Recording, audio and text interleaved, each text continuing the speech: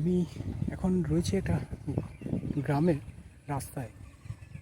গজলডোবা থেকে ফিরছিলাম, তো ফিরতে ফিরতে এই রাস্তাটা, এই আমার পেছনে গ্রামটা দেখো,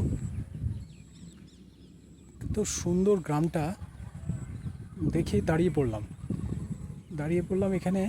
মেন কারণটা হলো আজ প্রচণ্ড গরম পড়েছে, তো সেই জন্য এখানে বাইরে এত সুন্দর হাওয়া দিচ্ছে। তো এই হাওয়ার মানে এত হাওয়াটাকে ফিল করছি আমি, এত সুন্দর হাওয়া এখানে। তাই আমি বসে পড়লাম এখানে।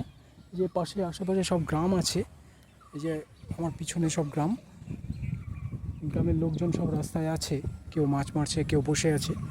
তো এদিকে মেঘও করেছে, মেঘ ডাকছে। এদিকে দেখুন উপরে মেঘ ডাকছে, খুব সুন্দর পরিবেশ, দারুণ লাগছে সত্যি। ঠিক আছে, ভালো থাকবেন সবাই।